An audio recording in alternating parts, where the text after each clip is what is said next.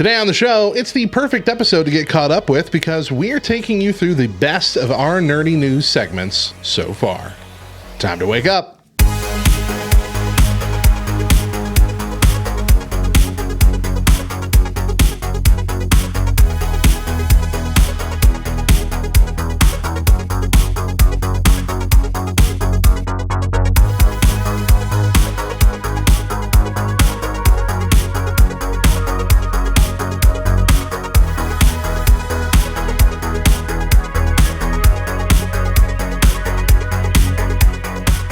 Rise and shine, nerds. Grab your coffee, wipe the sleep from your eyes, and turn up the volume as we help kick off your day with Love Thy Nerd's official weekly nerdy news show. I'm Radio Matt. I am the director of content and resources for Love Thy Nerd, and I am flying solo today. Look, I'm going to level with you. We planned on recording a show this week, and life was like, nah, bro.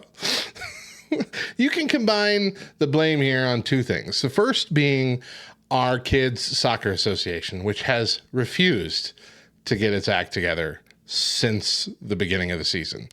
That threw at the last, Wednesday morning at us that, hey, we're going to have 2 games this Saturday, not just one. And it's going to be the final 2 games of the season. And they're going to start at 9 a.m. and then the next one's going to be at 2 p.m.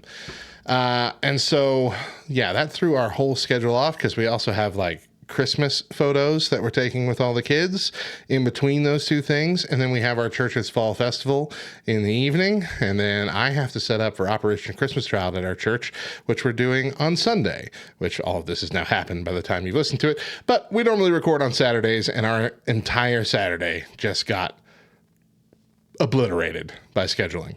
And so we thought maybe we could record a little early. Maybe we could do Friday or Thursday night. But no, the other thing you can blame is my wife's commitment to this fall festival. My goodness. She is making a massive indoor cardboard box maze for this thing that's filling up our entire sanctuary. And it's basically just her, I think, and her sister putting it together. And they have spent late into the evening every night, actually all day from lunch onward.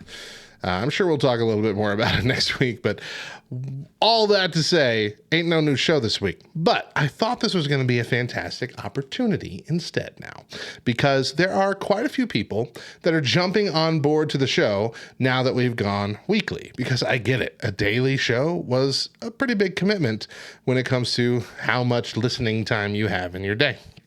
So we're going to use this opportunity to go back through our older episodes, all of our daily shows, and pull out some of the best of all of our news segments. So the best news stories, our best reactions, we're going to go through that, give you a smattering of what has gone on before in our first 44 daily episodes so you can catch up and you'll be with us here in our weekly episodes moving forward. So I wouldn't expect to get another one of these for a while since we're doing weekly episodes now. Maybe a yearly recap at the end of the years moving forward. I don't know. But for now, this is what we're doing this week. I hope you enjoyed it. I've actually had a lot of fun going through our daily shows and pulling out some of the best bits. And you also see kind of the evolution of us kind of getting used to the new show and how the design changed over the months as we've tried to get this perfected. So yeah, that's fun too. We've had a lot of history in our first 5 months that we've been doing this. So yeah. Anywho, let's dive into the past and have a little fun. This week, we are talking about the bonkers fast growth of AI and how AI is already intertwining itself into our lives, when a year ago, we rarely talked about it outside of science fiction. Today, we are going to look at how AI has been brought into the faith world. First, let's talk about AI Jesus. This is an AI chatbot made to look like Jesus, or at least the Americanized idea of Jesus. Right. And it streams on Twitch 24/7, just constantly, answering chatters' questions. So just like we have chatters in our Twitch stream this morning, it takes those and answers, I think at random, because there's too many people in there for it to answer all of them. It takes a while. Sure. I've watched quite a few of the interactions and some of the clips that, people have made from interesting situations. And while often silly and weird feeling, the bot does seem to keep fairly within the lines of what the Bible says. Which Bible are they using? The new AI James version. So here's a silly example where a chatter asked AI Jesus to compare his disciples to Pokemon. Now, I'll compare the apostles to Pokemon in a simple way. 1. Peter is like Pikachu, the most well-known and a natural leader. 2. Andrew is like Bulbasaur, a supportive and reliable companion. 3. James the Greater is like Charizard, courageous and full of zeal. I don't like 4. how he's pronouncing it. John is like Jigglypuff, known for his gentle and loving nature. 5. Philip is like Golem, strong and firm in his beliefs. 6. Bartholomew is like Alakazam, representing wisdom and insight. 7. Matthew is like Meowth, who transformed from a selfish person to a selfless follower. 8. Thomas is like Psyduck, sometimes confused, but ultimately loyal. 9. James the Less is like Squirtle, modest and resilient in the face of adversity. Wow. So chat says that looks creepy. Huh? Yeah. This is what's happening right now on Twitch. It's an interesting concept, an interesting project. What are your thoughts on seeing that? I think that's dangerous. Yeah. Now, what while it does, goofy things like that, I have seen the first interaction that I saw was somebody asked them to explain a certain chapter of the book while talking like Daffy Duck or Donald Duck. And AI Jesus said, I would love to talk to you about this book of the Bible and dive in deeper with you, but out of reverence for the Word of God, I will not be using a voice. I don't know exactly how it phrased it, but I will not be using a silly voice that might be deemed disrespectful. And I'm like, oh, well, that's good. That's nice. Wow. And AI Jesus also has the ability to remember if it's interacted with you, and it'll mention that. It's like, it seems that we talked previously about this, and this kind of thing. It was very strange, but yeah, just like Corthane says in chat, at least there are limits. Yes. Yeah. It doesn't seem to be any kind of malicious intent on part of the programmers. It seems to be a genuine attempt at doing something like this respectfully, as respectful, I guess, as it could be. Right.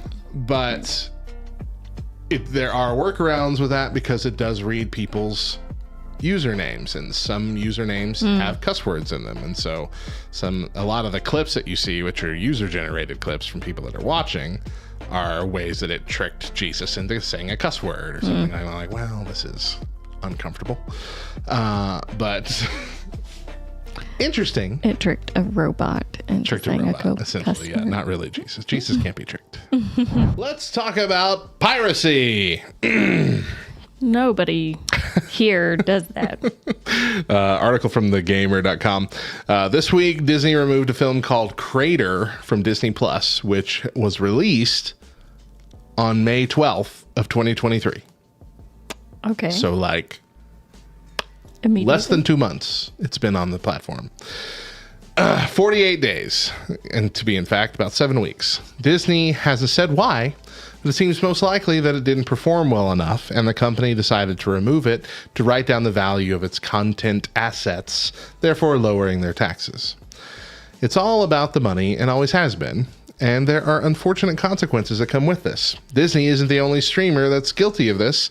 Every streaming service, including Netflix and HBO Max, now just Max, has taken shows and movies off their platforms without warning. Willow was canceled and removed from Disney, the rebooted show. Really? Yeah. was canceled and removed from Disney. That was one of their, like, before Disney Plus even launched, it was one of their Disney Plus Day announcements, like, this is coming. And people were hyped about it. As well as the well-loved Single Drunk Female from Hulu. HBO pulled Westworld and Snowpiercer. Grease Rise of the Pink Ladies was canceled and pulled from Paramount Plus just last month. Just a couple weeks ago, they canceled Star Trek Prodigy, the animated kids show from Star Trek. Wow. It seems like anything could be pulled at any time, and that sucks. It's bad enough that streaming services are canceling shows left and right because they don't meet arbitrary sales targets, but when they are pulled from these platforms entirely, many of them disappear forever without any other way to get to them. Several of them aren't even like on DVD or anything like that. But a lot of people just don't have DVD players anymore. We don't. We don't. Yeah. And I don't even have a computer with a disk drive, so I can't even throw it in in my computer to play it. A lot of these shows are made for streaming, never aired on cable, and were never physically released. Bigger prestige shows like Westworld and Snowpiercer appeared on cable originally and are more likely to have Blu-ray releases, but these Disney shows are gone, or other things. There's no legal way to watch them anymore, and these companies are not interested in even selling you the access because, again, if they are able to remove it from their platform, it lowers their taxes. It's a reduction of content assets, which I think the first streaming service to do this was Paramount Plus, or at least the first one to get notice. No, I'm sorry, HBO Max. HBO Max canceled or got rid of a whole bunch of stuff in their category in their catalog when they combined with Warner Brothers. And so it seems that some people have no choice but piracy if they want to watch some of their favorite, now impossible to stream shows. Everything on streaming services are on the dark web somewhere. So just no legal way, but does archival sanctions come into effect when they are removed? I don't know. I missed Dark Crystal series. Netflix did, yeah. Apparently Echo was going to get the same treatment as Batgirl, but they're holding on to it because of the writer strike. Yep. I still have a 4K player and a disc drive on my computer. I still have hard copies of my favorite movies. That's good. I did before, well, Netflix was around, but before Netflix, maybe Hulu, but before any of the other streaming services started coming out, I took all of our DVDs, of which we had a lot. That's mainly what we bought in our early years of marriage, was just collected a whole bunch of DVDs. I painstakingly, over 6 months, ripped every single DVD that we had, and I'd say about 80% of it was successful. It wasn't corrupted or anything. And so we have a big old drive full of shows and movies. They're just hard to access. Like, if I want to watch them on my computer, yeah, that's easy. But if I have to put them in my TV, then you got to go through the weird TV process, and sometimes it takes forever to load. But the piracy thing, back when we were younger, to pirate movies and TV shows and things like that, you had to download them from like the Pirate Bay or uTorrent or all these different things. You would download this extremely poor. Yeah, it's usually very low quality. Putlocker, yeah. Very low quality because they had to cram it into it wasn't even a zip, it was a RAR file, so that was even smaller than a zip. They had to cram it all into this so they could you could download it. And then open it up and you'd have this, but it wouldn't ever, sometimes it would have bad subtitles, sometimes it would be the wrong thing altogether. You never really knew. It would take hours and sometimes days to download these things because they're all based on, like, you're not having a direct download from somewhere. They're all based on other people having it like open in their system, and like you would download bits and chunks from everybody, a little bit from everybody. Which, I don't know, maybe that's a way to, have a hard time proving that you downloaded it from one specific source. I have no idea. But anyway, that's what you had to do back then if you wanted to pirate things. And we totally never did that. And that's how I don't know at all how it works. But now there are websites, not even dark web websites like Tad Hall said, just freely open websites that have a back catalog of everything from every streaming source, and even a lot of things that aren't on streaming services, movies, TV shows. Very easy to access, very easy to search. It's just on a browser that is completely free. And you're not downloading anything. You're just streaming it from the website. And there lies the rub with the problem that the streaming services are going to face, is that at this point, there's nothing illegal about it. There is no legal precedent that says you can't watch a video online. You're not responsible for it being up there. You didn't put it there, and you're not downloading it. You're watching a video someone else has put on the screen. It might be a weird gray area, and that might be addressed legally in the near future. But as of right now, there's no law that says you can't watch something that is on the internet that it itself is not like an illegal thing, you know, like a snuff film or something like that, you know, that can't exist. Right. These are, you know, things that some other person has put up and you're just watching it. And that's a gray area. And so that's a problem, because now I have done that before, because there have been times that I don't remember what the movie was.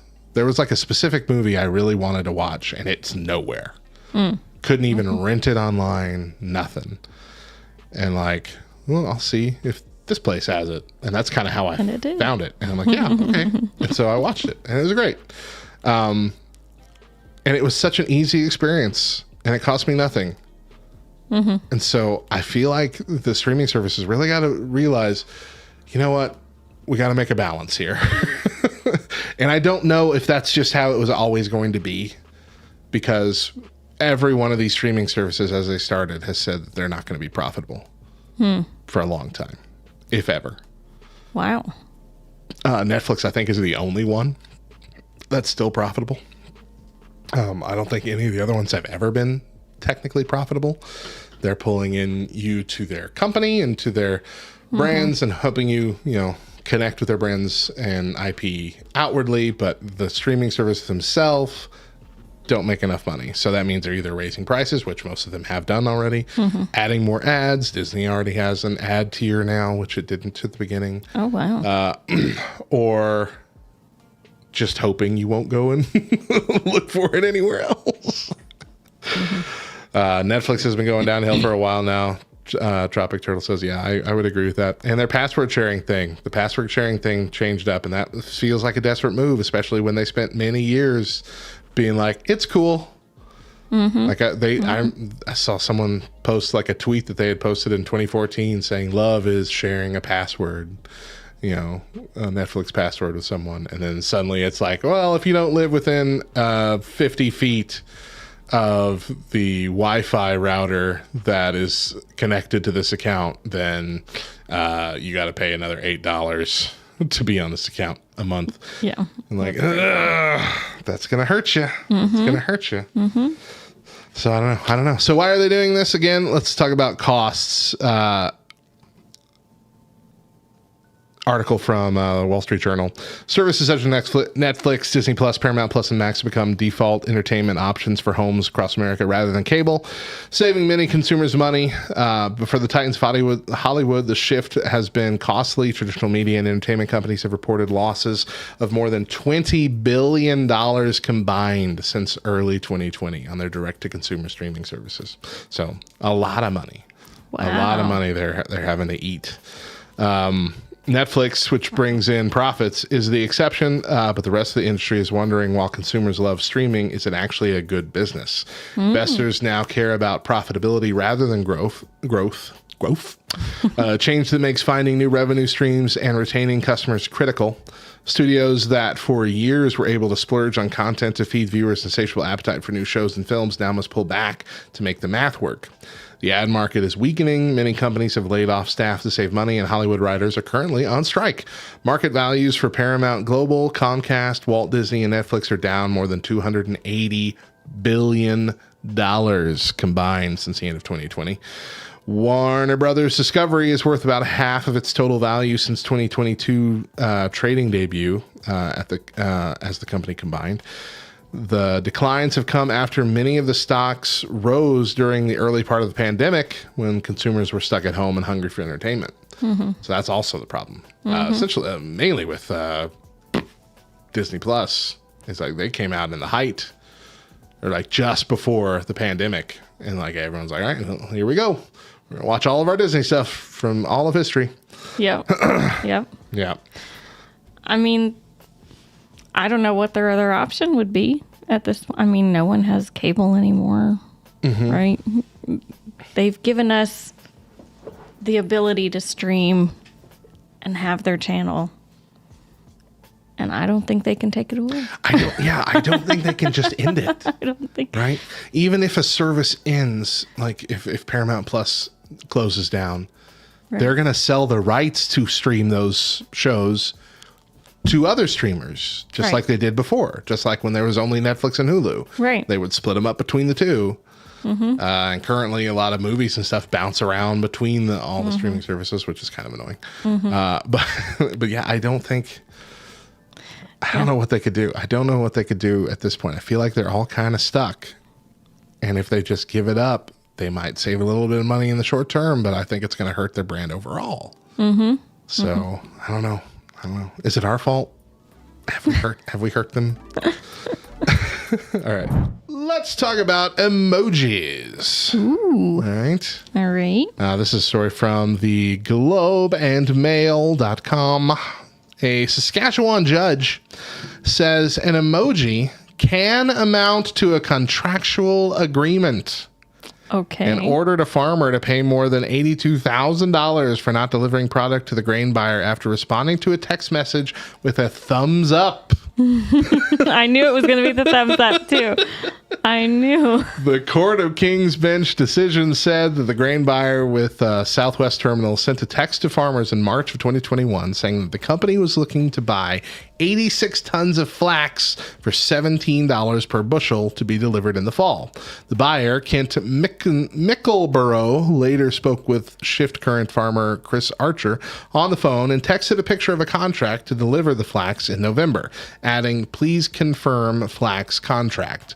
Archer texted back a thumbs up emoji, but when November came around, the flax was not delivered and prices for the crop had increased. Mickleborough said that the emoji amounted to an agreement because he had texted numerous contracts to Archer, who previously confirmed through text message and always fulfilled the order. But the farmer argued that the emoji indicated only that he had received the contract in the text message. I deny that he accepted the thumbs up emoji as a digital signature of the incomplete contract, Archer said in an affidavit to court. I did not have time to review the flax contract and merely wanted to indicate that I did receive his text message.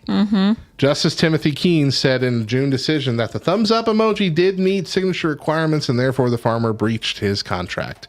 The judge pointed to the dictionary.com definition of the thumbs up emoji, which said it is used to express assent, approval, or encouragement in digital communications. She said, "This court readily acknowledges that a thumbs up emoji is a non-traditional means to sign a document, but nevertheless, under these circumstances, this was a valid way to convey the two purposes of a signature," Keene wrote in her decision.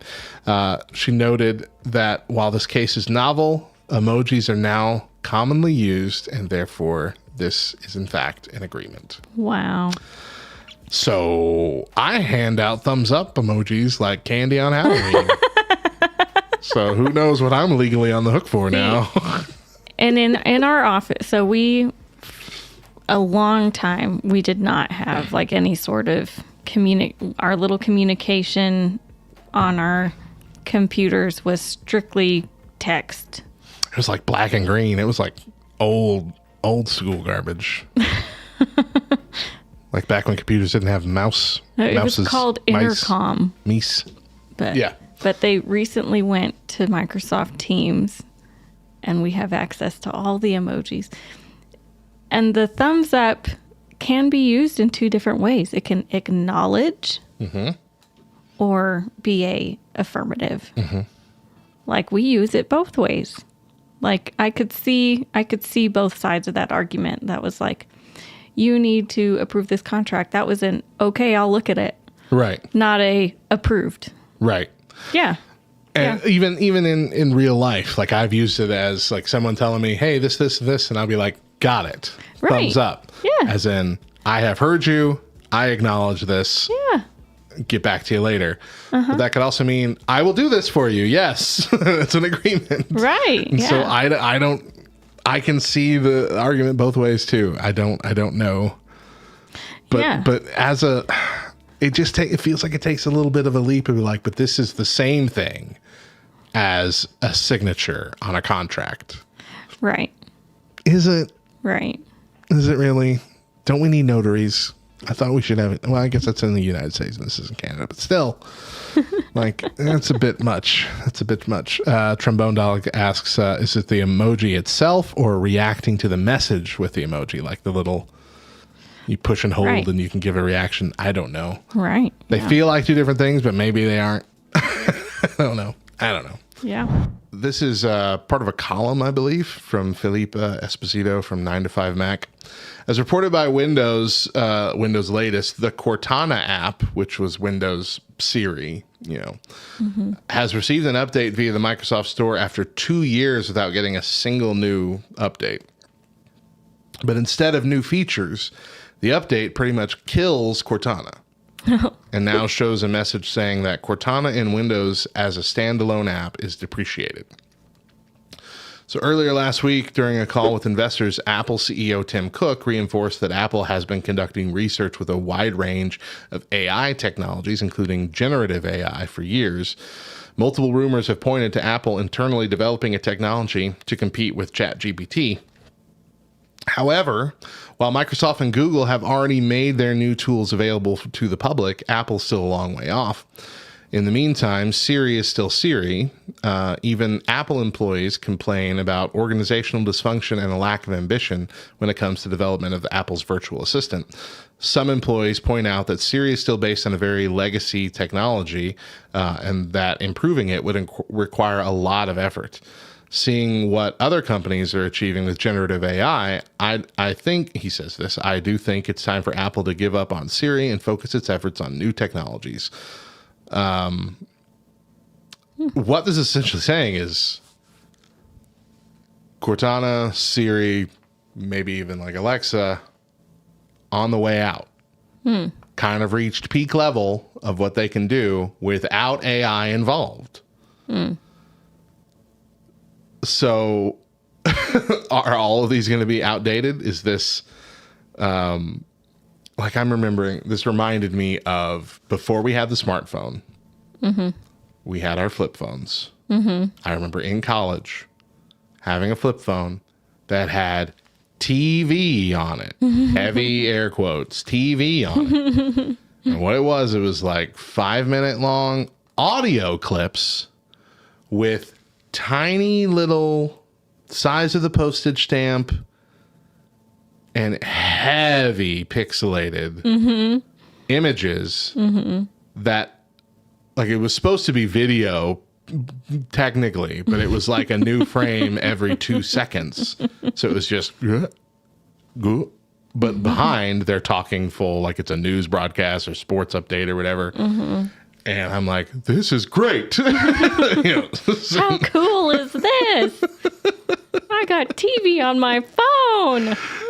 So then compare that to the smartphone when that comes out a few years later. What's that? Alexa's listening to our conversation. Tristan. I think I need to turn my volume down. Alexa just said, I don't know that one. Yes, she is listening. Did I ever, I mean, the virtual assistants creep me out anyway. Okay. Because you remember the story. It still creeps me out that I read an email and my phone is giving me suggestions on how to reply. That freaks me out because I'm like, you're reading my email. You're obviously reading my email because you're giving me suggestions on how I should reply. Well, I still remember the time that really freaked me out about it was when I found out that for Google, you can go into your history, your Google, like your account history, and hear your audio from when you ask a Google virtual assistant something. And you have the wake word, which is, I'm going to say it slowly with a break. Okay, break, Google. You say the phrase and it perks up. And I'm like, okay. But then you listen to the audio, and the audio recording has you saying The phrase. Like it heard you say the phrase, but that's supposed to be the wake word that starts listening.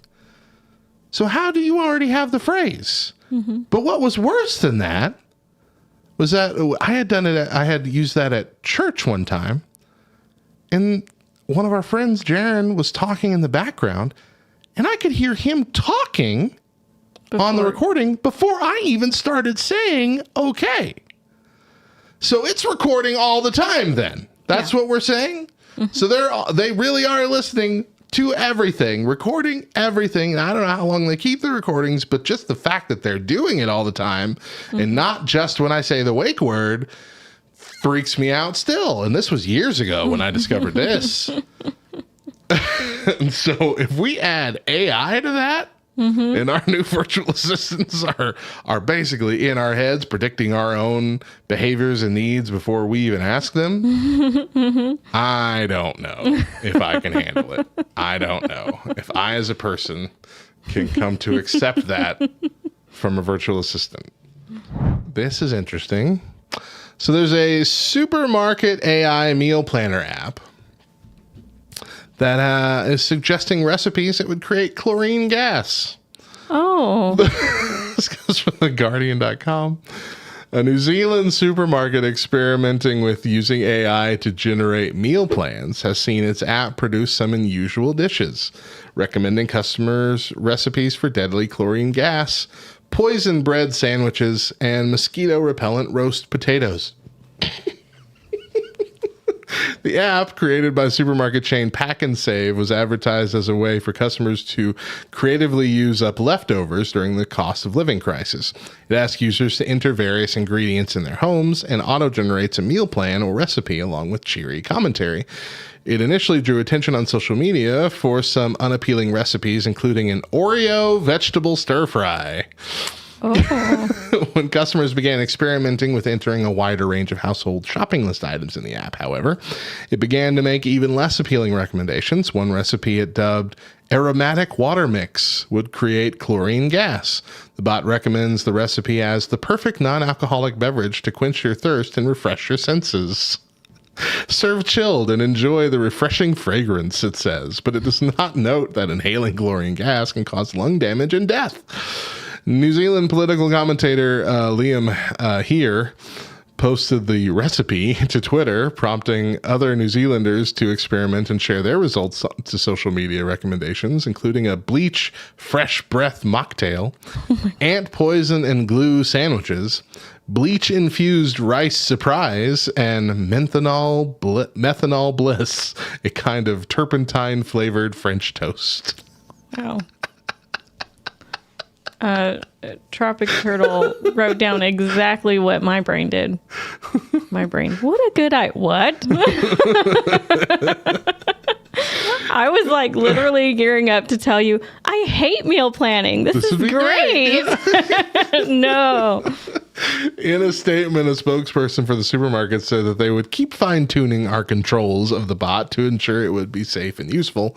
They noted that the bot should only be used by people over the age of 18 and that the recipes are not reviewed by a human being. Mm-hmm. None are appealing. Yeah, you're right. I think of all of them, I'd try the Oreo vegetable stir fry first, but I just think that's hilarious that they didn't have a safeguard in place of like, okay, well, only you can't add things that aren't food. Yeah. Yeah. Let me see what's in my cupboard. A turpentine flavored French toast. Oh gosh, that's dang funny. Let's talk about quantum computing. That sounds Star Trek-y. That sounds easy to do this early in the morning. So let's see here. Will quantum computing supercharge AI and then transform our understanding of reality? This is from scmp.com. Quantum computing could turbocharge AI into something massively universally transmorphative, is the word they used here, argues the South China Morning Post. That's what CMP stands for, I'm assuming. Citing a quote from theoretical physicist Michio Kaku, AI has the ability to learn new, complex tasks, and quantum computers can provide the computational muscle it needs. AI will give us the ability to create learning machines that can begin to mimic human abilities, while quantum computers may provide the calculational power to finally create an intelligent machine. The article goes on to say where AI brings an ability to self-improve and learn from its mistakes, quantum computers add speed and power.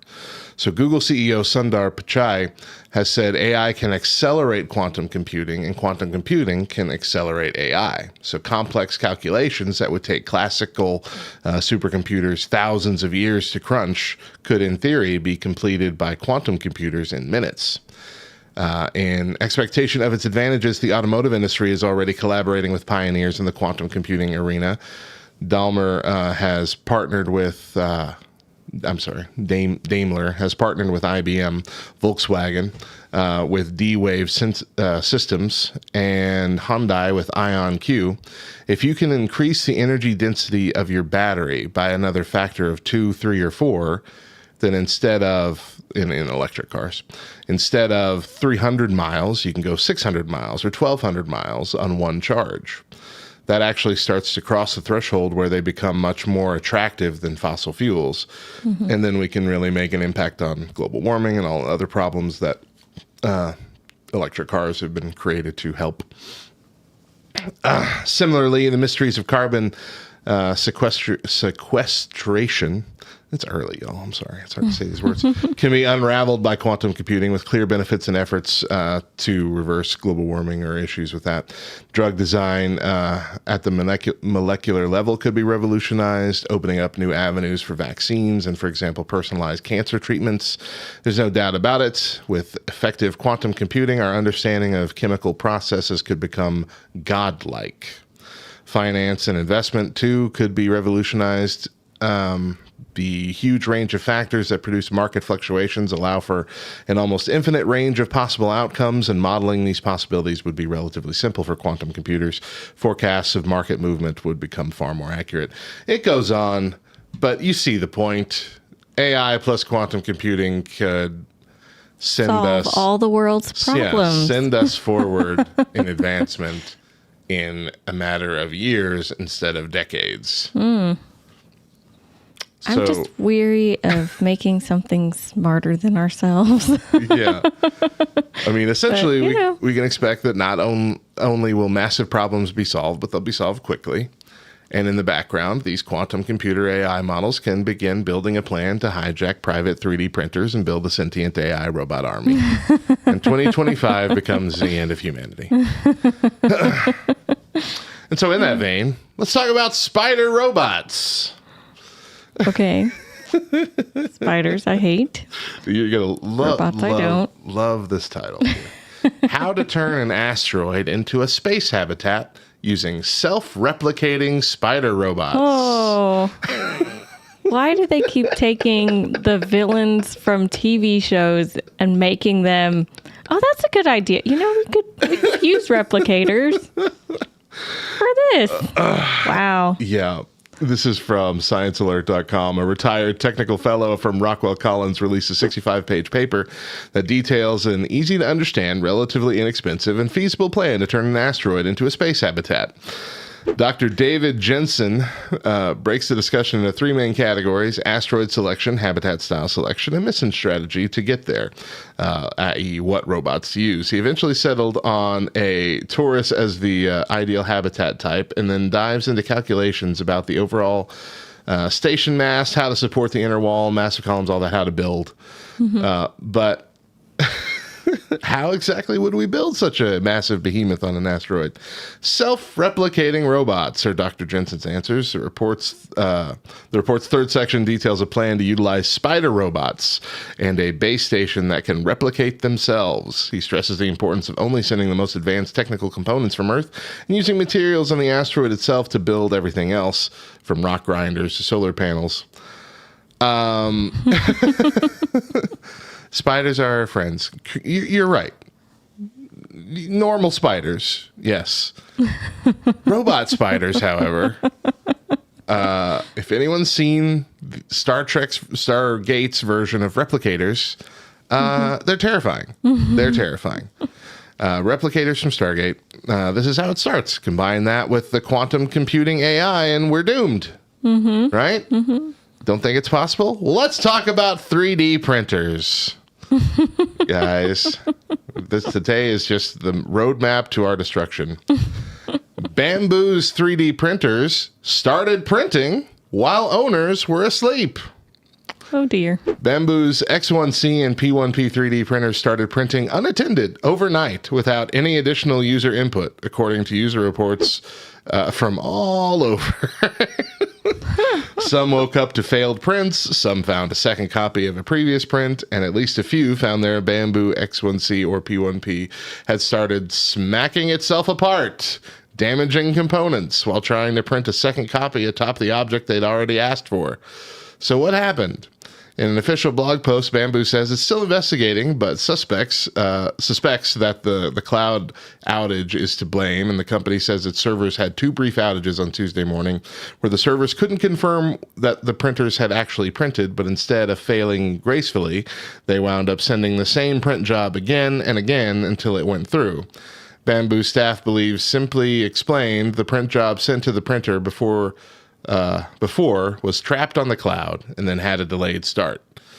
When contacted by The Verge, Bamboo would not go quite so far as to promise free repairs or replacements for all affected customers, but says anyone who suffered any damage should reach out. So yeah, to me, this sounds like it could be the real explanation, cloud misfunction. Or it could be that AI is already attempting to make a connection to the 3D printing network and create an evil vision body to go into. So, just be aware. Whichever. One of those is happening. I don't know which. Max, formerly HBO Max, is reportedly testing bringing CNN breaking news alerts to all of your favorite shows. Hate that. I haven't even read the story yet. You hate it already? This is an article from AV Club, and I'm going to read the intro paragraph they have here because it's perfect. Let's get something out of the way. People love pop-ups. It is a favorite among all demographics. Gen Z, bet. A Discord notification while doom scrolling TikTok just hits different. Millennials, come on. There's a reason less than half of internet users use pop-up blockers. Pop-ups are lit. Gen X, their days of criticizing consumer culture are over, and now they're all taking a chill pill and being distracted by an alert about Hunter Biden. Baby boomers, they invented this stuff. Of course, they want more information at all times of the day.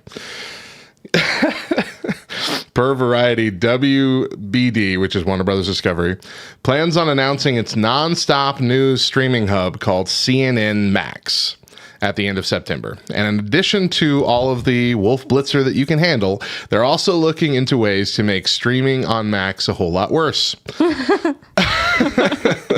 As Variety describes the evolution of the streamer, Warner Brothers Discovery is looking for ways of alerting Max viewers to breaking news while they're watching something else on the service. How great is that? So for the low price of $9.99 a month, you can unwind with an episode of House Hunters that can be interrupted by headlines about Trump's mugshot. They're also planning other experiments like changing the thumbnails depending on who's hosting at any given time, which is less disruptive. But like you'll yeah, this is exactly what I was about to jump into. So Verdi and Toothy Cow says, because CNN Plus was so successful, CNN previously attempted to start its own streaming service. It sunk $300 million into this thing. It hyped it for months. They had newscasters quitting their jobs at other like news 24-hour services to host a show exclusively on CNN Plus. I think it made it 3 weeks before they're like, you know what, never mind, and pulled the plug and just ate that money. Wow. They couldn't get, I think they were shooting for like a couple million subscribers in that first time, like on at any given point. They couldn't get, I think it was 10,000 people to be on at any given point. Like it was just one of the biggest and fastest streaming flops ever. Yeah. And so HBO Max is like, well, let's try again. For, all those people that really want more CNN. There's all you two people out there. There's too much CNN as it is. That's why they have to force it in your face in front of shows you're trying to escape the real world from. Right. Like with, Right.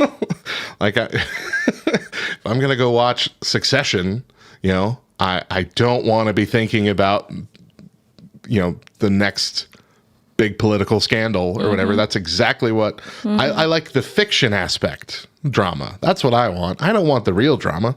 Right. Wait until CNN launches its Twitch channel. I mean, look, that's what CNN is, right? It's 24 hours of just its own version of doom, daily doom. What is Haystack, What's that? Joshua? I'd rather pay $5 a month for Haystack. What is Haystack? Now that you asked that question, I'm going to find out. Haystack News, free news from hundreds of local and global, or Haystack digital business cards, or Haystack team. It's I don't a know. news app. News app. Okay, It's a so that's what it news was talking about. I would rather pay $5 a month for Haystack. CNN is fiction. Well, I mean, there's a good deal of that too. But anyway, this is the worst idea I think that's ever popped up, right? Now, I mean, So now you're going to have people I want it. leaving your streaming service because you've added this. Right, and Max is already not doing great. I want to believe that this will be used like only for like there's a massive hurricane that is about to Right. take out half of the country. Right. Get indoors or something. Well, you're already indoors, but get in the basement. Something like that. But especially with, I mean, if it's starting this year and next year's an election year, Ugh. it's just going to be nonstop political nonsense. Like, how long before they just have a little chyron on the bottom that's just scrolling the news through every episode of whatever you're wanting to watch, and you're just trying. People would plaster paper over their TVs, just over that. We'll cut out the whole lower third of the TV and just watch above that. Yeah, this is a terrible idea. Please don't do it. I mean, that's something I was truly missing, not watching live TV anymore. The interruptions to my shows for news breaks. Yeah. News breaks. I've been missing We already got that the in my commercials life. back. Yeah. Oh, man. Pop-ups are lit. After Barbie, Mattel's cinematic universe is ready with 14 more movies. Holy cow. This All the little Barbie films. This comes like from... that. No. Oh. This comes from Nerdist.com. No, we're not talking Barbie. Okay. We're talking Mattel. Gotcha. Okay. Yeah. Move over, old MCU. The new MCU, Mattel Cinematic Universe, has arrived. And it's ready to launch 14 announced movies and reportedly 45 more waiting in the wings. How many phases is that? Bolstered by the success of the Barbie movie, Mattel is ready to turn all its toys into tales for the young and old. And while nostalgia is on their side to a degree, it feels like the beauty of Barbie did not come simply from Barbie being a beloved and ubiquitous doll. Instead, the movie's success stemmed from the truth mixed in with the other integral counterparts, components, parts of the heart, humanity, and true purpose of story. And so they're going to have a big hill to climb for a lot of these properties to make a movie that hits that same way. Right. Because it can't just be, hey, this movie's about this toy. Enjoy it. It's got to have something to say, Right. like the Barbie movie did. So here, we're just going to go through what's coming. 14 announced projects. Okay, here we go. Barney. Ugh. Of all the movies on this list, Barney feels like it might have the most legs to stand on because it's a character with a story. It's already done things. So this movie won't necessarily necessarily feature a dark Barney, but it will share some of Barbie's more adult visions of a childhood classic. So I don't know how they're going to do this, if it's going to be like about the guy who plays Barney, or if we're going to see weird fake Barney behind the scenes kind of nonsense. Who knows? But it says the movie's gonna be surrealistic. That it's play for adults. It's not R-rated, but it'll focus on some of the trials and tribulations of being a 30-something growing up with Barney. Just the level of disenchantment with the generation. Maybe it's a dude in his 40s who's like seeing Barney everywhere and nobody else can see. I don't know what That worked with Winnie the Pooh. Yeah. Hey. Yeah. Senecal says, aren't there laws about not making media just to sell toys? Yeah, exactly. But this is not that. This is selling toys Weirdy. to make movies out of. It's the opposite. It's going the other direction. There's nothing wrong with that. Yeah. So this is like actively in production. We heard about this a while ago. So this is soon. We're going to have this. Okay. Polly Pocket. Do you remember Polly Pocket dolls? They're Not illegal dolls, now. but like, are they illegal? You can't find the tiny ones anymore. The teeny tiny ones? Yeah. Are they a little bigger now? Yeah. Because people were swallowing them and choking on them? Yeah, because Sticking them up their nose? little girls were choking on them. Anyway, this seems like this could be a similar vein, anyway, to the Barbie movie, right? Because it's still about your little doll character in their own magical worlds. They're tiny worlds, but I they're still loved Polly there. Pockets. You had a few of them when we started Yeah, dating. I remember I saw them in your My room. mom kept them all Yeah. to play with her grandkids. And they She was had like, I'm keeping all the Polly Pockets. You can't take them. They had a dude version too. I don't remember. Polly Pockets? Yeah, they weren't Polly Pockets. They were, I don't know, mini Max or something like that. I don't know what they were, but like they were that same thing, same idea. You opened up a little, I don't know, it was like a box of some sort, dragon head, who knows? And then inside it would be like this little manly world or skate park or something like that. I remember those. Yeah. Weren't as popular as Polly Pockets, but Yeah. Hot Wheels. J.J. Abrams is going to be bringing a Hot Wheels movie to life. I don't know if this is going to be toy focused or if it's just going to be a generic Right. racing Are the movie. cars going to talk? Right. I feel like they should, but also they can't because it'll be a ripoff of Cars at that point or the Chevron commercials. So I have no idea what to expect from that, but I feel like if it's just a generic racing movie, it won't be good. Maybe it's a generic racing movie set in a toy universe with the cars don't talk, but there are like little toy drivers. I don't know. I don't know how they're going to do I that. think they already have like a Hot Wheels cartoon like that. I think the boys were watching it one time and I was like, Oh, that's right. There what is in like the a world Hot is Wheels. this? It was But like it was almost bad. claymation. But yeah, it was bad. I don't Yeah, remember. I don't remember enjoying that. It was terrible. Like, yeah, they definitely didn't watch it very long. Rock'em Sock'em Robots. This Vin Diesel's going to star in this movie. Didn't they already make this movie? With it wasn't Rock'em Sock'em Robots, but it was essentially Rock'em Sock'em Robots with Wolverine, with Hugh Jackman, called Real Steel, where they all had their own like boxing robots and they fought. I'm positive this movie exists, and I think Real Steel's the name. Let me see, Real Steel, 2011 film, Hugh Jackman. Yeah, like they already did it. Let's see, boxing robots right there. That does look like Rock'em Sock'em I'll Robot. try and put the picture up in the edited version of the show later. But yeah, I've never seen it, but I feel like it's got to be exactly what a Rock'em Sock'em Robots movie would be, right? It's going to be strange. How are they going to make it different? American Girl dolls. Wow. They already have books. They already have books.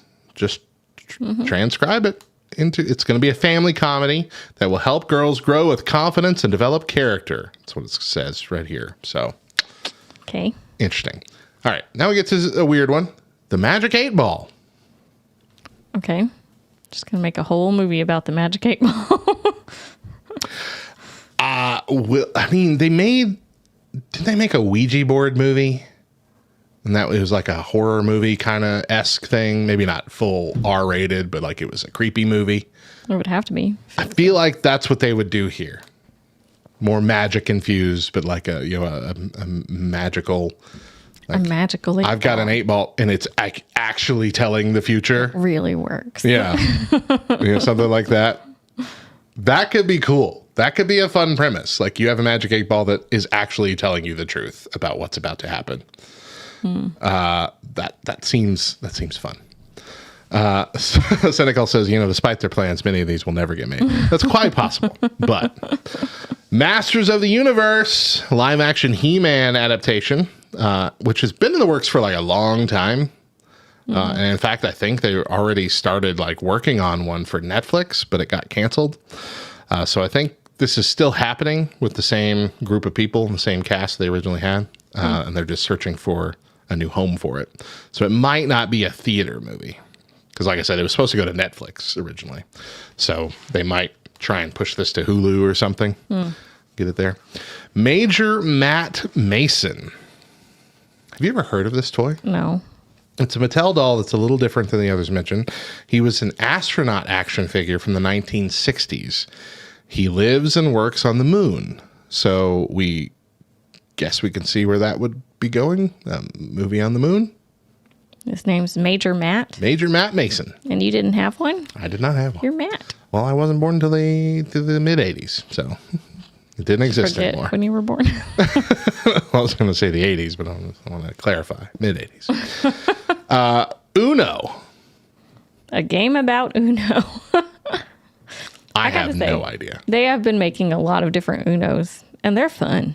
We just played Uno Dare this last Dare's weekend. good. Uno Flip was with all right. kids. So fun. Uno Uno All Wilds. I like Wilds, that. I hated that. I like the Uno All Wilds. Not fun. The dose. I Dose. still haven't figured out yet. That's weird. Yeah. Uno Attack. That was always fun. Oh, that one Remember was fun. Uno Attack? Yeah. Where you would suddenly get 10 cards out of nowhere. Like, what the heck? Those were all fun. But I don't know. How do you do a game? What do you about do? What do you do in How a do you do it movie? in a movie? Yeah. Yeah. Unless you, the realistic thing would be like some sort of Uno tournament and you're following this kid who's really good at Uno. But I'm like, it's also a lot of luck. So could you really do a believable tournament about a kid who has skill in the Uno game? I don't know. Isn't poker also about luck of the draw? Okay, fine. That's a solid point. That's a solid point. I don't know, though. That seems weird. All right, here's one I'm mixed. I'm excited about it, but I have mixed feelings. Wishbone, Like the dog. that's The little Jack- That's from Mattel. Little Jack Russell. Mattel owns the rights, I guess. Okay. Just like Barney. Wishbone was a PBS show in the 90s where he essentially like retold books, right? Right, yeah. With him, with the dog as the main character. Like it's got a picture of him as Robin Hood with the little dog pulling the arrow back, little dog paw. I remember loving this show. I loved Wishbone. Yeah. What's the So much. story, Wishbone? Right. And so that makes me kind of not want them to make a movie about Right? it. Don't you ruin my Wishbone. Yeah, want it ruined. And also, how would they do it? Is it them just telling a longer book? Or is it going to be like jumping from story to story kind Some of adventure? adventure, yeah. I don't know. if they're going to do it, they better do it well. Or you're going to have a lot of 90s kids who are very, very upset. They got Matchbox here. Matchbox will be another car-centric piece from Mattel. An action movie depicting toys from 1953. Thomas and Friends. So the train, Thomas the Train.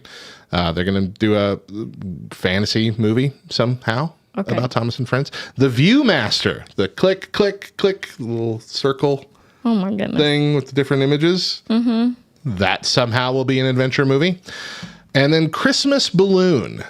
This is actually a biopic based on a true story.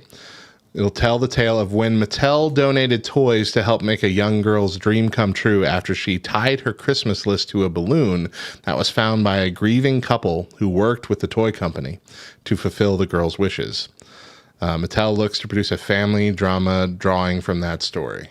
Wow. Interesting. Nice little Christmas movie. So that's it. That's all the goodness.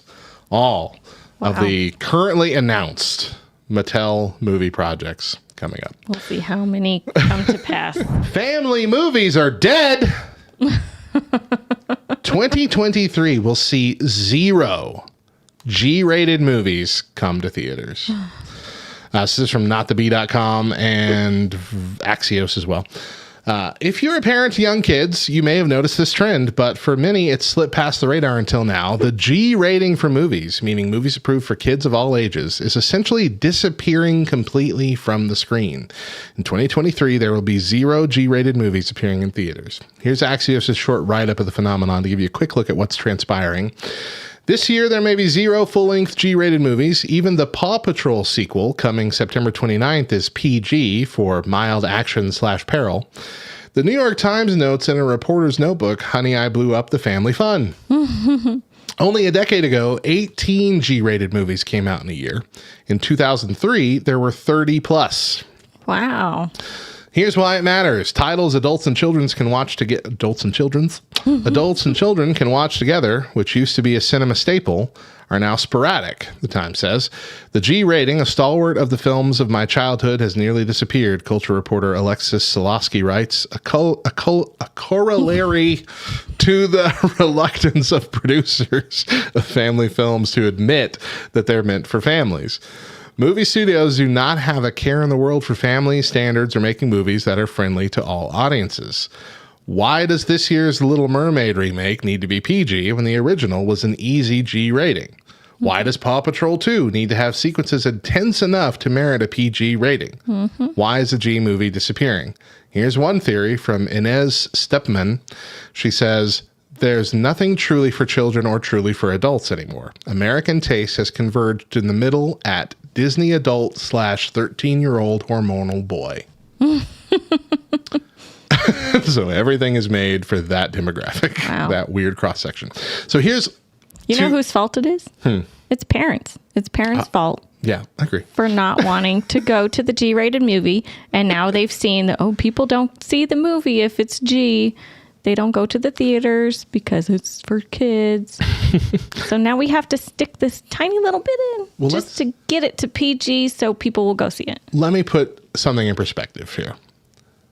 Monsters Incorporated, Monsters Inc. Mm-hmm. We can't let our children watch it. No. Mainly for the thing at the end, toward the end, with the scary spider water noose dude chasing him down, the kid screaming. It's very harrowing and intense. Well, they don't like the other guy either. The Slither guy. But I mean, there's intense moments in that movie. Right. That movie's rated G. Really? What's going to happen in Paw Patrol 2? That's worse than that. That's what I need to know. Right. Paw Patrol are characters that were made for preschoolers. Right. Yeah. What's happening in Paw Patrol 2? Yeah. That's worse than Monsters, Inc. Yeah. Oh my gosh. Okay. So when I think of this, I do think of a couple things. First, when I think the shift started to happen when we were kids, because when we were little, initially we had the Educators Initiative or whatever requirement that shows had to have some sort of teachable value to them. Okay. So like the cartoons and the kid shows all had to have some sort of overt moral to the story, teach you something, be a learning experience, had to have an educational component to it. And then that kind of slipped by the wayside as we were kind of growing up.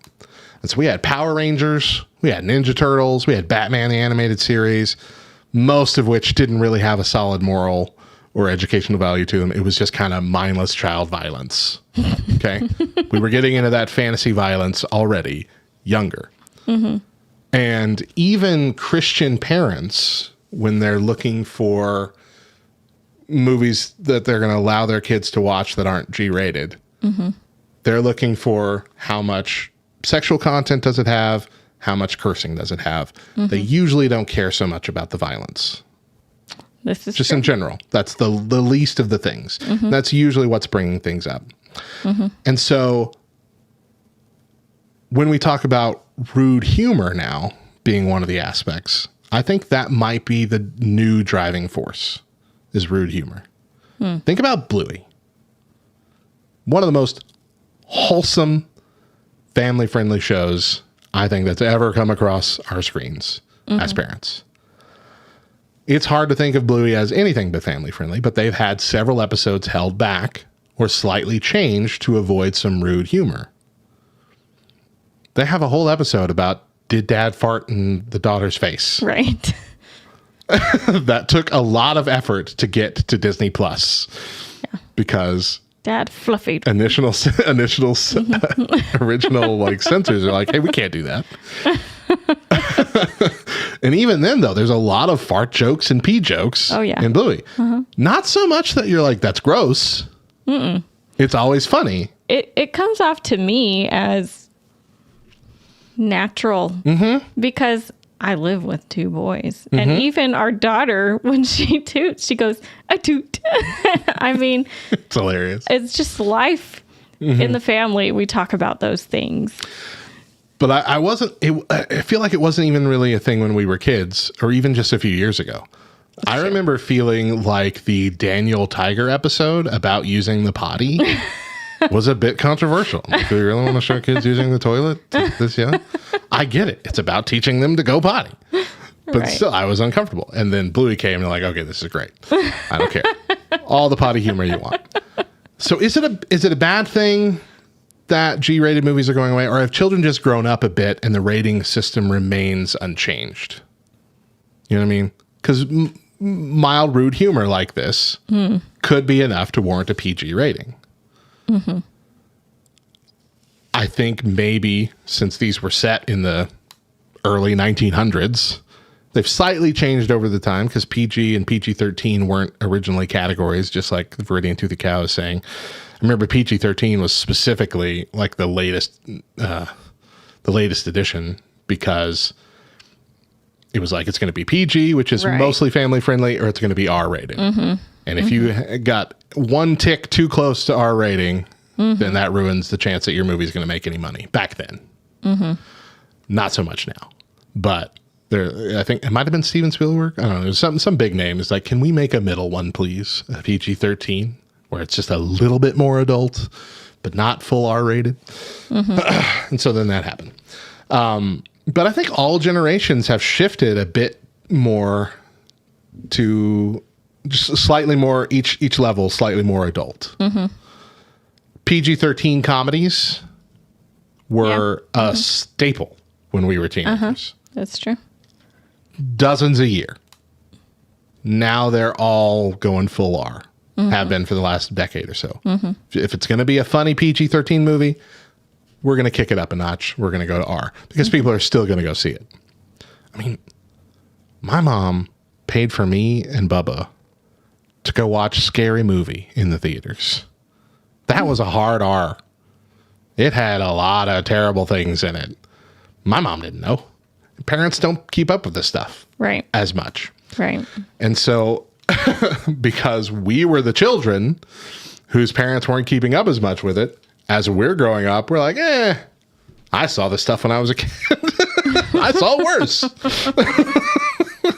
I don't know.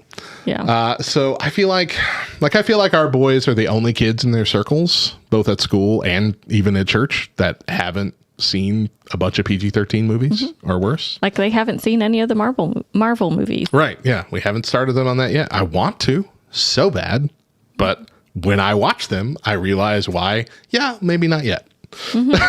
maybe we'll wait just a little bit longer. Cynical says, if I remember right, it was Raiders of the Lost Ark. Yeah, it was Raiders of the Lost Ark that prompted the creation of PG-13. Thank you, Cynical. Mosaic says, a lot of the old G-rated movies are mildly inappropriate now. My favorite as a kid was always Jungle Book animated, but watching it now, I was like, oh my, this is slightly racist. That's true.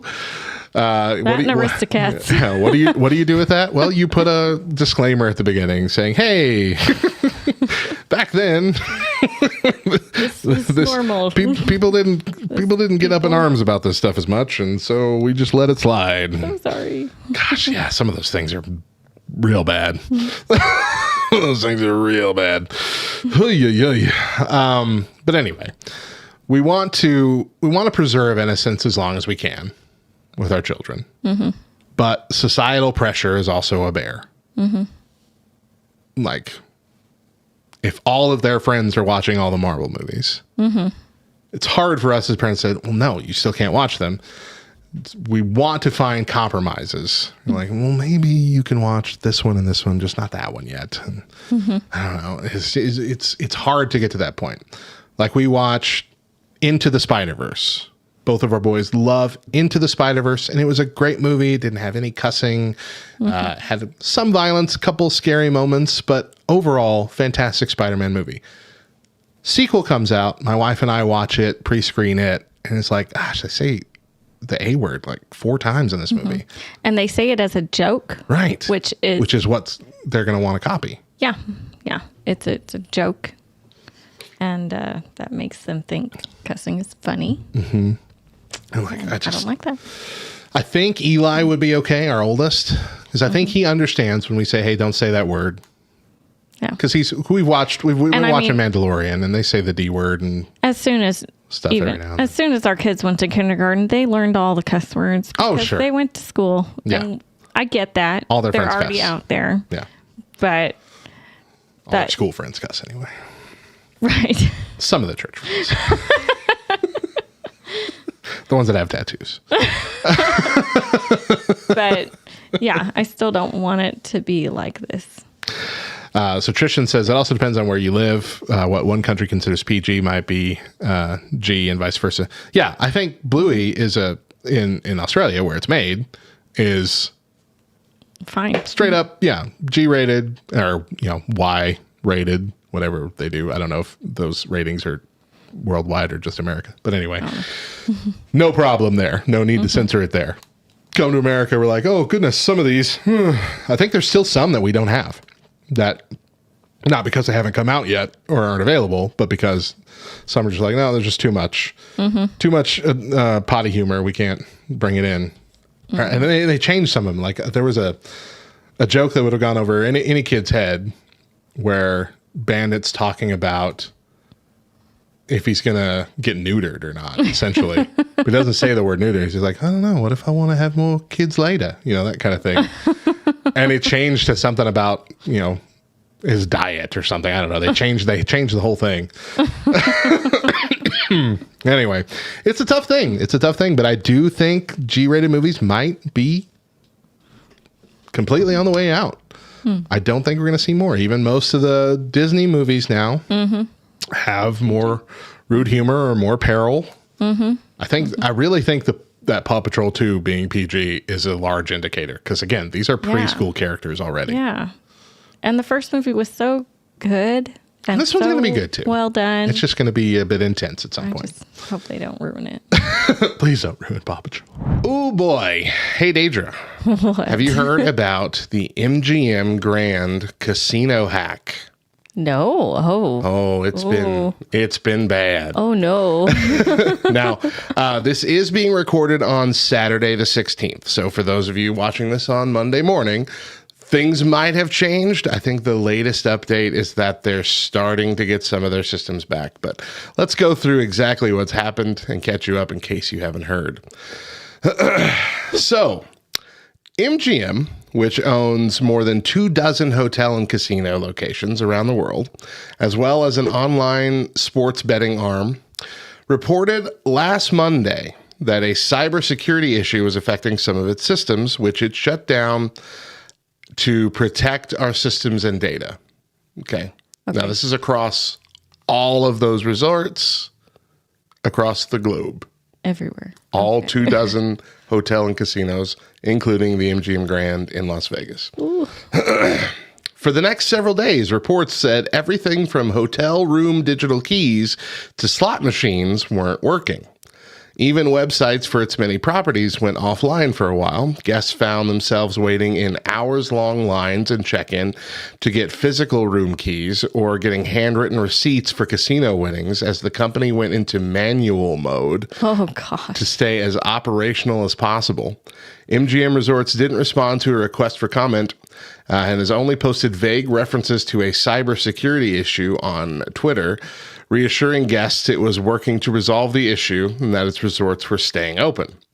The attacks show how even organizations that you might expect to be especially locked down and protected from cybersecurity attacks, say massive casino chains that pull in tens of millions of dollars every day, are still vulnerable if the hacker uses the right attack vector, and that's almost always a human being and human nature. In this case, it appears that publicly available information and one persuasive phone call were enough to give the hackers all they needed to get into MGM systems and create what is likely to be some very expensive havoc that will hurt both the resort chain and many of its guests. So this article is from Vox, by the way. Why do people do this? A group, well, I mean, this one is clear for money. A group known as Scattered Spider is believed to be the responsible for the MGM breach, and it reportedly used ransomware made by Black Cat, a ransomware as a service operation.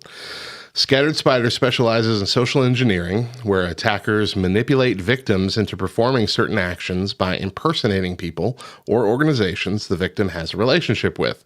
The hackers are said to be especially good at vishing, or gaining access to systems through a convincing phone call rather than phishing, which is done through an email. Okay. Scattered Spider's members are thought to be in their late teens and early 20s, based in Europe, possibly some in the U.S. and fluent in English, which makes their vishing attempts much more convincing than, say, a call from someone with a Russian accent or an Indian accent, and only a working knowledge of English. In this case, it appears the hackers found an employee's information, an MGM Grand employee's information, on LinkedIn, impersonated that person to call the MGM IT help desk to obtain credentials to access and then infect the systems. Wow. That's all it took. Wow. That is all it took. It was just a simple search on LinkedIn, and I'm going to pretend to be this guy. They got the credentials to get in and then totally infect the systems. Someone claiming to be a representative of the hacking group told the Financial Times that it stole and encrypted MGM's data and is demanding a payment in crypto to release it. This was the backup plan. The group initially planned to hack the company's slot machines, but weren't able to do that directly, the representative claimed. If the representative is talking to the press about it? Usually the hackers do take credit, especially if the company that you're hacking is being so tight-lipped about it, because they want to put pressure on the company. So you're going to put that out into the news so everyone knows, and now they have to do something. They can't keep it out, well, we're just dealing with a cybersecurity issue. It'll be solved in a couple of days. You can't do that. So apparently they also attacked Caesar's Palace the same weekend, and Caesar's Palace immediately paid up. Oh. They're like, you know what? No, here you go. Take all the money. Let us free. And they did. Oh my gosh. That's terrible. Isn't that crazy? I'm sad that, like, we got a lot of, I can't show you all of them, but there are pictures here from like different kiosks and things throughout the hotel for the MGM Grand. Anyway, that's the biggest name being hit there. And that's just little sad smiley or sad frowny faces saying, we're having trouble connecting with the system. You know, nobody can do anything. But it's crazy. Like they're so dependent on the digital system that like they couldn't get into their hotel rooms. Water was shut off for a large portion of the first few days because that was all in a digital system. Like it's nuts. Yeah. But more than 90% of cyber attacks start with just a simple phishing or vishing thing. It's an email or a phone call that's convincing enough to get somebody at IT or a higher up level to be like, yeah, okay, here you go. That's crazy. That's crazy. It just it doesn't matter how much how your technology is. Doesn't matter how the human element. It's a casino. Is the weak link. I mean, a casino has, we've all watched Ocean's 11. I think they did it. This is Ocean's 14 right here. They have so many security levels in place. I'm sure, yeah. But it doesn't matter if you have one person. Oh, goodness. That one person's having a bad week. Poor IT person. Slightly technical says, I was reading this article yesterday.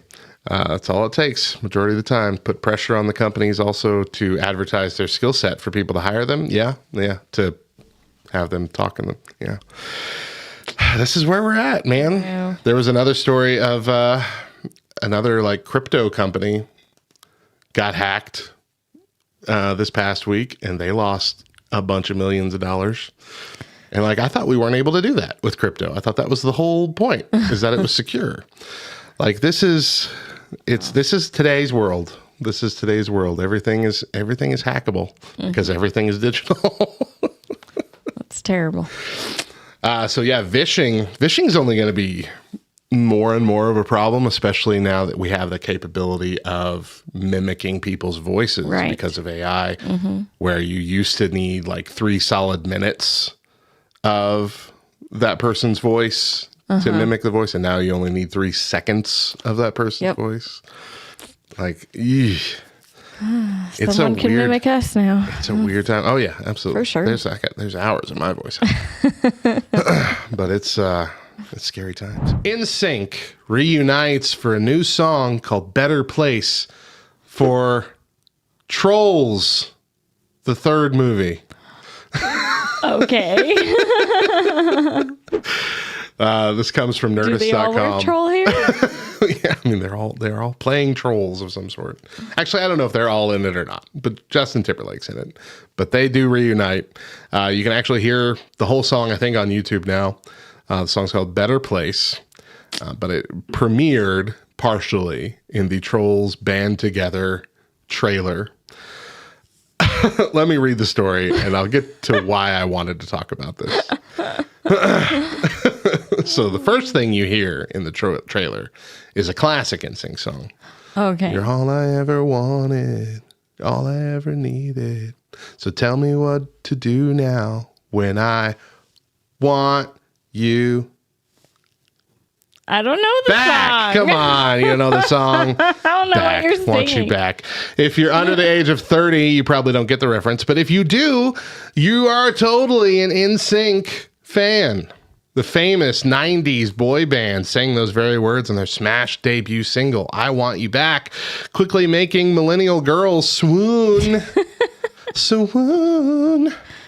They released their last album, Celebrity, in 2001, and since then have been, we've been wanting them back over 2 decades. 2 decades later, NSYNC are reuniting for a new song in a seemingly unorthodox way for a Trolls movie. Okay. Gross. Have you even seen No. any of the movies? And I don't need to.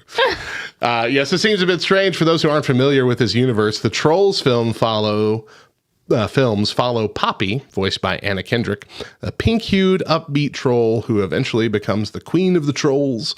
The trolls are carefree and love to sing and dance all the time. She eventually falls in love with Branch, who hates all things joy until he forms a friendship and later romance with Poppy. NSYNC member Justin Timberlake not only voices Branch in the Trolls franchise, but he also wrote the Academy Award-winning theme song for the original 2016 movie, Can't Stop the Feeling. That's the name of the song, not the movie. So it makes sense that Trolls band together would be an avenue for an NSYNC reunion song. In fact, it seems that Branch's life will somewhat mirror Justin Timberlake's based on what we see in the Trolls band together trailer. Branch is a former member of a huge boy band made of his brothers. He will apparently save one of them from a kidnapping before they have a surely happy reunion. We only hear a snippet of NSYNC's new song in the trailer, but it sounds upbeat and fun. Again, you can now find the whole song on YouTube. Wow. All right. So, I'll admit, I'm not a fan of the Trolls movies. Not necessarily because I've seen them and don't like them, but because they've always looked stupid to me in the trailers, and I have no interest in seeing them. Seems like a lot of fart humor. These also don't look like the Trolls of my childhood, the toys. You want them to? I don't necessarily need them to be naked, but I would like them to kind of look like them other than just the hair. There was also, which I don't think they've made reference to, and I'm kind of mad about it. There were Trolls dolls for boys Okay. when I was a kid, and I had some of them, but they weren't tiny little trolls.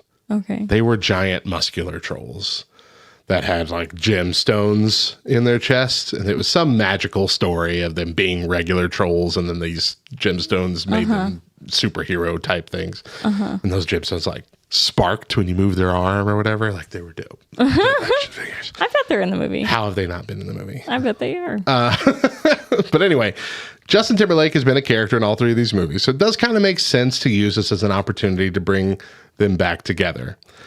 Joshua Sandifer says, I won't lie, those troll dolls freaked me out as a kid. And then he had a mental breakdown. I think it was the eyes. There we go. I think it is the I think it was the eyes. He obviously thought his fingers were somewhere else on the keyboard there. But it feels like, really? This This is why the you reason? come back. This to us? is what brought you back together? A semi-popular children's movie, and not even like the main movie, the second sequel of the series. This isn't the first time, of course, that big names make good music for movies. Power of Love, Back in Time, both of those made for the Back to the Future franchise. Okay. Celine Dion's My Heart Will Go On. Titanic, it's an iconic song. Yep. But those were paired with amazing cultural stopping point kind of movies. Again, he's never seen Trolls. He might be their biggest fan. This and he just doesn't know it yet. iconic moment is at risk of being forgotten or being tied to a subpar sequel to a children's series. Aw. That's what I'm worried about. Tristan Birch says, I didn't even know there was a Trolls 2. See, now I gotta watch him. Right. However, the opposite could happen. Could this reunion be strong enough to actually make the third Trolls movie a huge success? All the millennial parents going like, all right, well, now we got to see this Now movie. we have to see it. Right? I might sound like I'm making a bigger deal out of this than it really is. And you are. But I see this as a case study. Okay. Does the movie make the song, or does the song make the movie? Oh, okay. All right. If Back to the Future or Titanic were garbage movies, would we still love their signature songs? I posit we would not even know they existed Because no one watched the movie. because nobody watched the movie. How is it going to get that popularity if it's What we key need vehicle? to do is go back to all the garbage movies that have been made in the past and listen to their soundtrack. I'm sure there's a list somewhere of like every song that was made for a movie Yeah. specifically. And do we you could know pull it? out the garbage ones. Yeah. In your I do have a confession. Yeah. I was never into either of the boy bands that existed. Either? Either. Did you just say either? Either. Like there was only two? No, I'm talking about the two big ones, the NSYNC and the Backstreet Boys. Yeah. 98 Degrees would like to have a word with you. Oh my gosh. I don't even know who that is. +1 will not be denied. Okay. Come on. The two big ones. 98 Degrees was big. +1 was not so big. But yes, Apparently Backstreet Matthew Boys and was NSYNC more were into the them two than me. most popular ones. I'll agree with you. You know what? I I never got liked into I liked a lot of that. Any of it. Never got into any of it. I don't think also I- didn't get into Britney Spears. I I don't think I would have admitted that listened- back then, but I was pretty heavily. to Amy Grant. I didn't I was little. I didn't like buy any of their music, but I knew a lot of it. I bet he did. My parents worked in radio, and we had a top 40 radio station, so I was hearing those songs all the time. Yeah, I guess so. My parents were like, no, we're going to listen to Carmen. Carmen and And 80s Amy Grant. Amy Grant DC before Talk. she became Before, non-Christian like old DC secular Talk. radio. Old DC Talk. Yeah. Yeah, old rap DC Talk. I love rap music.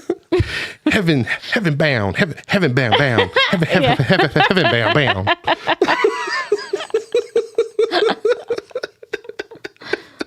My boy band was POD, says Tristan. Heck yeah. We saw POD, right? Did we see POD? I feel like it. I feel like we went and saw POD. feel like it. Because I have their shirt. I probably don't anymore. I had a POD shirt. You had the satellite shirt. I don't think we ever got to see them. No? No. Was that one that we were going to go to and it got canceled? No, that was Newsboys. Oh. Pillar came here, though. I remember we saw Pillar here Maybe at that's the what I'm 180 thinking building. No, what happened? I think I remember how we got the shirt. It wasn't that POD came here, but it was the week that their album came out. The big radio station that used to be in Albuquerque, that used to like go to the whole state, came down and did like a big remote in our city. Like, and they were at our school during the school day, giving out stickers and other like merch and stuff. And I'm pretty sure that's where we got it. That album came out on September 11th. Dang. Yeah. And so it kind of got tied to September 11th for a while. Huh. And that was the album with Boom and Youth of the Nation and Alive on it. Okay. So all those songs kind of got tied to that moment in history. It was a big deal. But anyway, that's the news story. Let's move on to other news. Deidre, it's just another one of these. What? Microsoft publishes garbled AI article calling tragically deceased NBA player useless.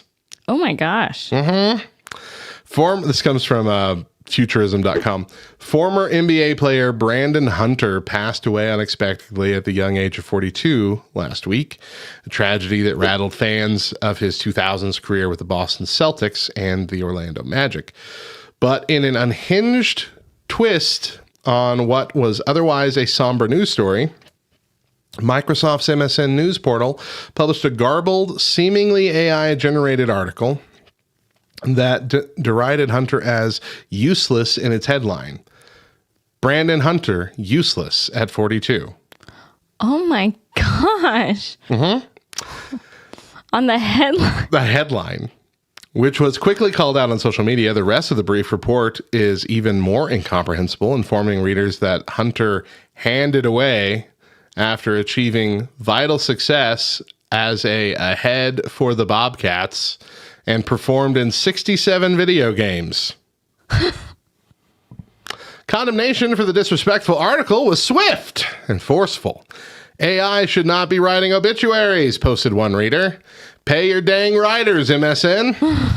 The most dystopian part of this is that AI, which replaces us, will be as obtuse and stupid as this translation, wrote a Redditor. But for the money men, it's enough. Guys, Wow. I mean, Wow. there is no current confirmation that this was written by AI, but come on, it had to be. Human would not have. It was that or someone actively in the middle of a stroke. I mean, what else could it be? Or someone wanting to be fired. Someone wanting to be fired. There are some things AI should just not write. And there needs to always be a human editor paying attention Yeah. to these things. Yeah. And they're going to tell you this was a human, just like last time with the other, I think it was MSNBC or something like that. Yeah, it was human error. Sure it was. I mean, yeah, there was human error involved, but that's not where it started, and we all know that. It started with you using AI to write your article. Wow. Come on, folks. Come on. Now on to our top story. Agility Robotics is opening a humanoid robot factory, beating Tesla to the punch. Ooh. Yeah, so Tesla, Elon Musk, announced like humanoid drone robot kind of things a while back now. I want to say maybe 2 years ago. But this one's coming like this year. Okay. So Agility Robotics is wrapping up construction of a factory in Salem, Oregon, where it plans to mass produce its first line of humanoid robots called Digit. Each robot has 2 legs and 2 arms and is engineered to maneuver freely and work alongside humans in warehouses and factories. So this factory that they're building, this facility, is a 70,000 square foot facility. The company is calling it the RoboFab, and it's the first of its kind, the first large-scale robot producing facility. COO Andrea Campbell, who was formerly Apple's senior director of iPad operations and an engineer manager at Ford, told CNBC that the facility will have a 10,000 unit annual max capacity when it's fully built out and will employ more than 500 people. That means they're going to be making 10,000 robots Holy cow. a year. Holy cow. That's an army. Right? For now, though, Agility Robotics is focused on installation and testing of its first production lines. It's a really big endeavor, not something where you flick a switch and suddenly turn it on. There's a ramp-up process. The inflection point today is that we're opening the factory, installing the production lines, and starting to grow capacity and scale with something that's never been done before, Campbell said. It is funded by DCVC and Playground Global, among venture investors. Agility Robotics beat would-be competitors to the punch, including Tesla, with its Optimus initiative by completing development of production prototype humanoid robots and standing up a factory where it can mass produce them. One thing Digit lacks, Digit the robot, that's the robot. One thing Digit lacks is a 5-fingered hand. Okay. Instead, the robot's hands look more like a claw or a mitten, like a single claw, like this. Okay. Not like claws, but like a claw.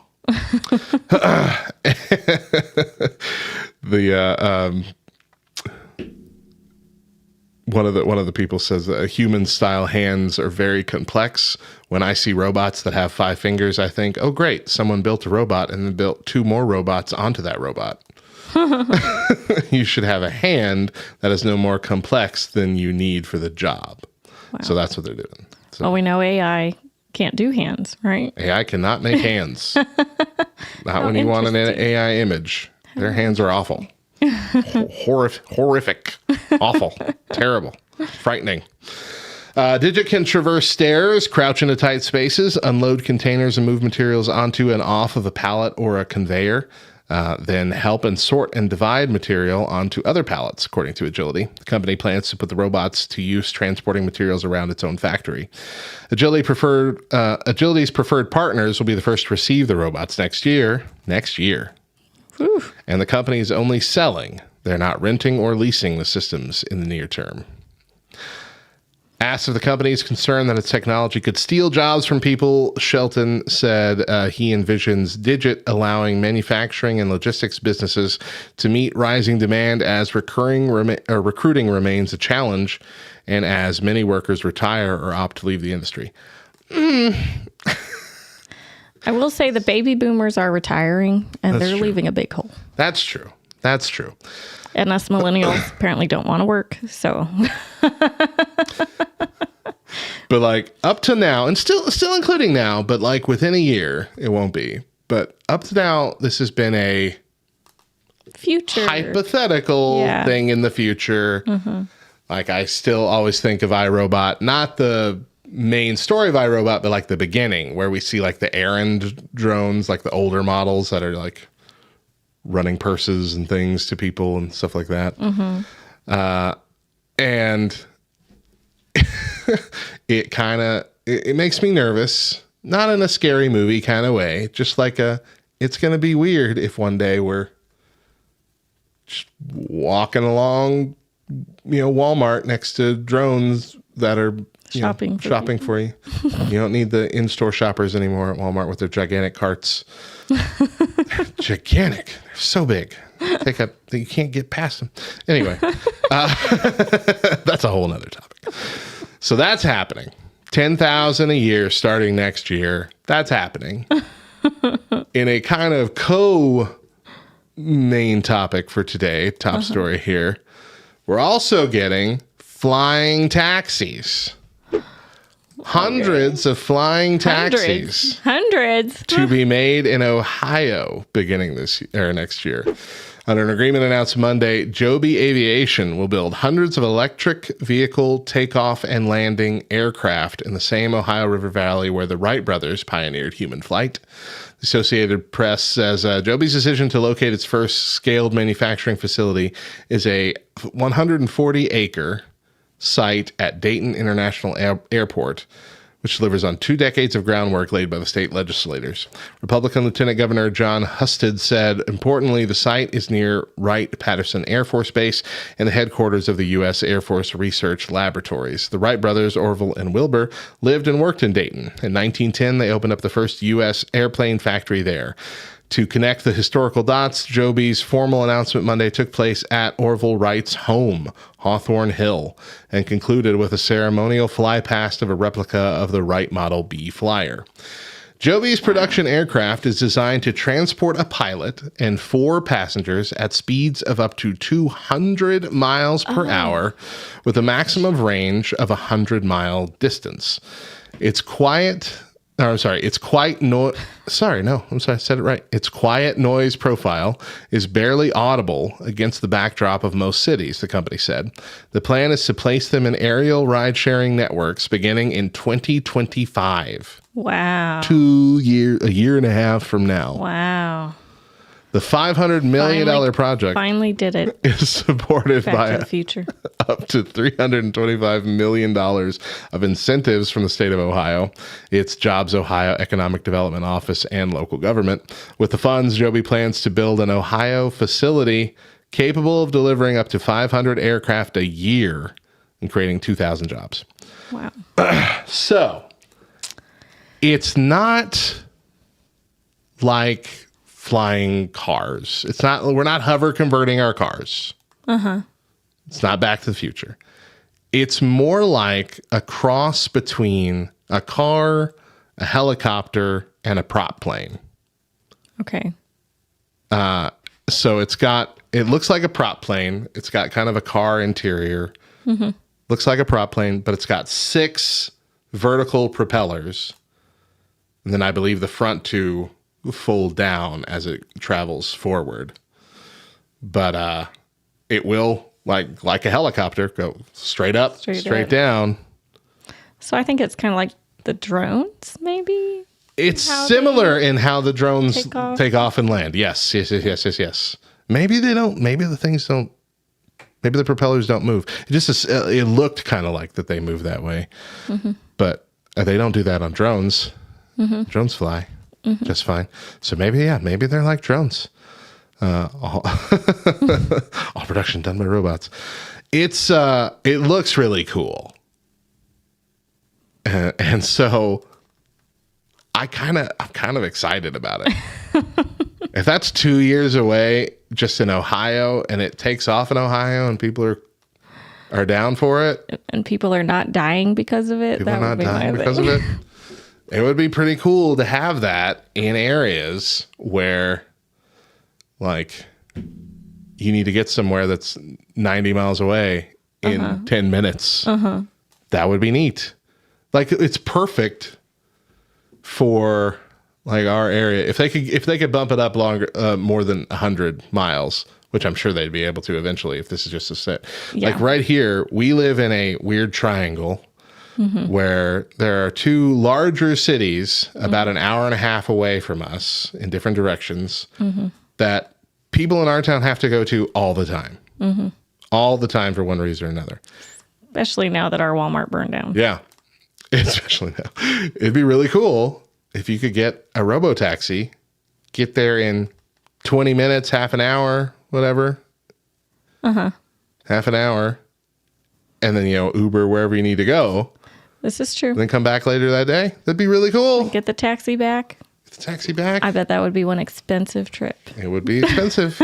But the more you do it, the more common it becomes. It would eventually, in 2 decades, cost the same as a cab, which will also be very expensive. Because money's only getting more and more worthless. But I mean, how long before we have skyways? So much traffic like that we have to designate certain We gotta, paths and stuff, just like they did in Back to the Future. Yeah. It's cool to think about. So robots, flying cars, all that is starting. It's happening now, guys. It's no longer hypothetical. It's happening now. We hope you have a fantastic day, and we thank you for making Rise and Shine Nerds a part of it. Catch us every Monday on YouTube, LTN Radio, or subscribe on your favorite podcast app. Catch all 46 episodes of the show before this one at lovethynerd.com/rise and shine, just in case the little bit we gave you here wasn't enough. If you want all of it, it's all there, and you can go have it right now, video or audio format. lovethynerd.com/rise and shine. And tell us what you think of the show via our socials at Rise and Shine LTN on Facebook and Twitter. Once again, I'm Radio Matt. And for Daedra, remember, Jesus loves you, nerds.